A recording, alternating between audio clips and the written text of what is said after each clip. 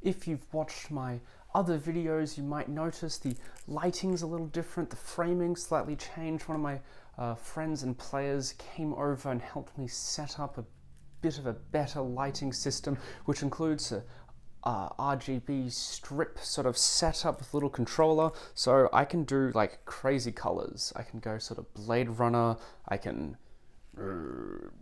red for hell, green, there's other different things that I can do, which is pretty cool. I haven't quite made up my mind if I like the colors yet or not, but it's something I'm going to be playing around with, trying to make the videos look a little nicer. So welcome back to Sebastian's Cauldron. I'm Sebastian. This is a campaign diary. We've played a couple of sessions. One of them was sort of just an extended combat encounter. It was like a big boss fight. And the one before that was sort of the setup and the aftermath. So let's talk about what happened. Well, last we left our heroes. They had finished up at the Golden Moon Casino. They had fought off a vicious Death Slard, a couple of Red Slard, and an archer who seemed to be strangely under the control of the Slard. After this long battle, there was a bit of a cleanup. Several things happened. They did some looting of the bodies. They found a bunch of gold, I think like 2,000-3,000, something like that, a large chunk of money. They were winning a lot from the casino, obviously, as well as a mysterious note, a contract with very detailed sort of paintings, drawings of the 4 party members, a to kill contract signed by Emilia Daciana. Okay. If you remember, Tull unfortunately lost his 2 diamonds that were given to him, so he decided to steal the strongbox that was underneath the blackjack table in hopes of getting them back. He justified this as these 2 diamonds could save 2 lives. So, I mean, Daciana's are kind of evil, so I guess it's okay. He doesn't have to be lawful good, just sort of lawful, really, it's fine. After this, they decided to leave as some of the Ergon Paladins were coming in to investigate and to clean up, so they decided to book out of the casino. They ended up going to the market district. They looked at a couple of shops. One in particular was Topaz's Tumultuous Tinkering, which has a gemstone dragonborn Topaz, who is an artificer.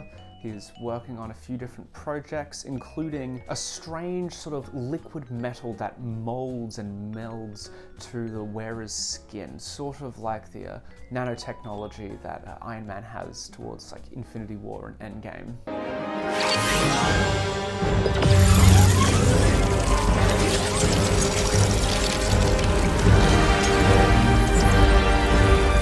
They went here because they were hoping to find a replacement for Ferox's hand, but unfortunately Topaz explained that the liquid metal he had already used either on his own armor, which he demonstrated by very quickly putting it on, and also it was surrounding sort of the walls and the exterior of the shop front itself. And he explained that he found it in some ruins in the ocean. He didn't give much more detail than that, and the party sort of left, unfortunately, with empty hands. They didn't buy anything. He didn't seem to have much for sale. That might sound like a disappointing encounter, and I think it was. Personally, I wasn't too happy with it. I came up with Topaz, the idea for Topaz, and for the name Topaz's Tumultuous Tinkering, but then I didn't spend like the 5-10 minutes of thinking of what sort of wares an artificer would have and what they would sell. And in the moment I couldn't come up with anything on the spot, and it was just sort of, it was a bit disappointing. I mean, it happens, you can't always be able to come up with something immediately, you can't always be prepared for everything. You can try, but there always is going to be something that you'll miss out on, and that's fine. I don't think the players were too fussed about it. It's just something I personally wasn't so happy about, but after that, they decided to head back to Corvus Black's apartment. They had used up a lot of spell slots, they had lost a lot of health, and they wanted to recoup and sort of regenerate before going off to fight Emilia Daciana. Unfortunately, on their way there, they heard a blood-curdling scream as they saw down the street that 5 wolves had spawned and appeared along with 2 handlers. I'll put the, step over, put the battle map Up there, this is the map we were using. They were obviously in the city. The wolves and the handlers were attacking, trying to kill civilians, so there was a combat. I think quite often in my D&D games, we usually have like a big combat and then a long rest, so the sort of resource management aspect of D&D 5e that's sort of presumed doesn't really get used, but unfortunately they were not able to get a long rest, so they started feeling the need to conserve resources, and they weren't sure if there was going to be another fight after this. There was the fight. They managed to pretty handily defeat them. One of the handlers was unable to do any damage and died on the roof next to Belle, who has boots of spider climbing, so she's sort of able to move around pretty easily. And after they were all taken care of, they looted the bodies and they found another note, this one signed by Valetus. I've got the note here. The note says, "The chain is the key to his ascension. It is nearly complete. Daciana will have their prize." So there's some stuff going on. We've sort of realized that Valetus isn't quite who he says that he is, or if he is still that, he's obviously under some sort of influence, or he's just straight up evil. For those who don't remember, Valetus is the headmaster of the Royal College of Sorcery. He was a good friend of Ferox's, and he was the one that sort of led the party to this sort of area in the first place. So strange things are happening at the moment. At this point in time, Ferox then received a modified version of Sending, which I've called Arcane Call, which is basically just where two spellcasters can telephone each other magically. He received a call from Benji Tides Cannevlin the 11th, a divination expert, head researcher at the Royal College of Sorcery, and someone who the party met before meeting with Valetus to be told about this sort of werewolf expedition. And Benji explained a few key things. He had been researching, he had been scrying and everything. He found out that the Daciana family were trying to plan some sort of ritual tied to the full moon, which was going to be in the next couple of days, and that this ritual was going to occur outside of the city in the outskirts in a set of ruins. And he found out that this item that he believed the handlers were looking for, the Chain of the Unbroken, was actually a sort of misnomer. It was either a mistranslation or something went wrong, but the word chain was not meant as a physical object, but more so something that restrains, ties, and binds someone. And so he discovered that these old ruins that the Daciana were planning on going to was an old prison out in the desert, sort of past the Rocky Mountains. So some strange things are happening. They've been noticing that a lot of the civilian bodies were sort of being dragged by the wolves, so it seems like they wanted to hold on to them for some reason. And then at a similar point in time, whilst Ferox was receiving this call, Corvus received a sending message from Damasius, the tiefling cleric. The message said that some bodies had been taken from the morgue, about 50, and he didn't think of it, he didn't think to mention it previously, and some of Daciana thugs came and attacked and took the bodies. Unfortunately, Ferox's call with Benji was interrupted. There was some sort of arcane interference. He very reasonably thought that it could be another spellcaster interfering, so he flew up into the sky very quickly, where he spotted Mortem. Mortem, one of his sort of rivals from the Royal College of Sorcery, someone who was evil with a capital E, and when this happened, Mortem simply looked at him, laughed, and then disappeared, leaving Ferox to sort of question whether or not he really saw Mortem, or if he is starting to sort of have some strange hallucinations or something. After all this, they all debriefed each other on what had just happened. They continued heading back to Corvus Black's apartment, but before they could get there, they were unfortunately met with Salvatore Crowther and Emilia Daciana, both of them in battle-ready positions. So this was the big combat. I'll put the map right up there. It was a very cluttered section of the city. It was a long combat. I think in real time it took 2 hours or so to get through. We had these two very high CR monsters. Emilia, obviously, is a very powerful werewolf. She had some really interesting abilities. Salvatore Crowther was a high-level monk, and so he was zipping and moving around. He was extremely mobile. There was I think the highlight of the battle was a very clutch use of Hold Person by Corvus Black, our resident warlock investigator. This was able to lock Amelia down, and I think the party did some 200 damage or something in that round, considering they were able to get so many critical hits. We've got a paladin who uses Divine Smite to do a crazy amount of damage. We've got a gunslinger with sharpshooter who just obliterates anything that they see, and it was just, there was a lot of damage being done. Obviously they were very beefy, and it was a pretty difficult fight.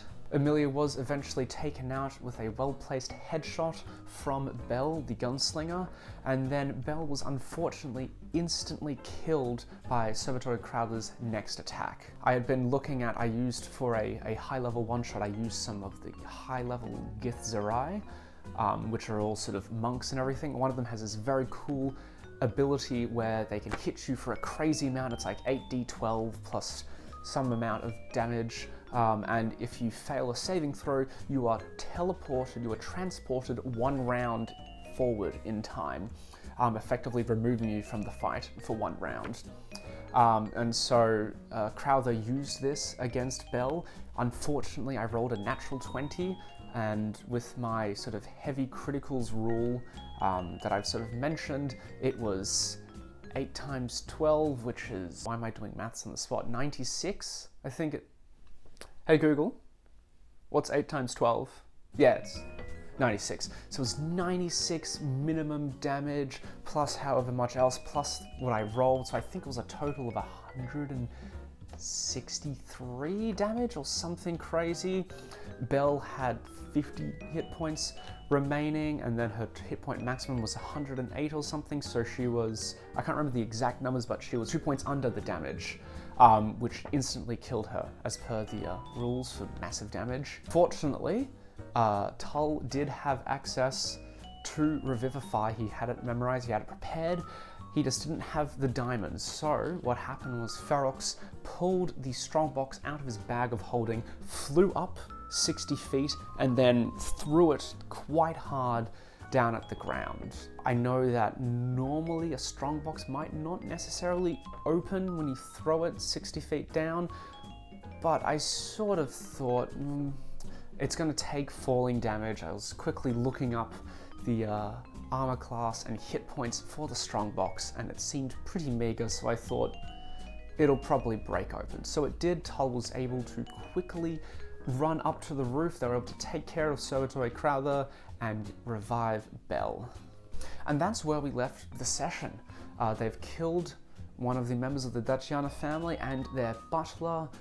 Their bodies were left in the street. They very quickly retreated back to Corvus Black's apartment so they could long rest. They could guarantee this time they finally got a long rest and not throwing any more encounters at them. But it was a pretty intense battle. There was a lot of sort of talk, sort of pre-game, where people were getting worried. The spellcasters, particularly Ferox and Tull, were concerned they didn't have many spell slots. Ferox has a Rod of Absorption, which is charged up to have quite a few spell slots, so he's been using that rather than his own spell slots, and this was the first instance where he actually ran out of stuff. He was completely empty. He didn't have any sorcery points, any spells in the Rod, or any just spell slots at all, so he was just throwing cantrips for the last couple of rounds. We fortunately have a sort of nice balance. 2 of our characters, the Gunslinger and the Warlock, obviously are sort of short rest characters. All their stuff regenerates on a short rest. They do a pretty consistent amount of damage without expending many resources. Obviously Ferox has limited amounts because spell slots regenerate on a long rest, and Tull is a sort of weird middle ground. He's got a lot of spell slots which regenerate on a long rest, but he's also becoming more of a martial character, and his damage is getting a little more consistent now. If you've been following along at this point, there's a lot of stuff happening. The clock is starting to tick a little faster. Things are going to be picking up. The next few sessions are going to be, we're going to see the sort of conclusion of this arc, and then some more stuff's going to happen. There might be some more downtime, who knows, we'll see. But yeah, that's what's been happening. I've got a lot of stuff planned, or at least ideas for stuff to be planned, so it'll be interesting to see how those fold out and everything. So that is the campaign diary. That is what happened, my thoughts and all of that. You can go and watch the other campaign diaries if you want. I'll put a little card up there. There's other videos that I've been doing. I've been looking at the starter set. I made a Iron Man build, which was really cool. You can check all of those out. You can subscribe, hit the bell button, hit the like button, all of that stuff, the usual YouTube stuff. And yeah, that's pretty much it. So I will see you guys some other time.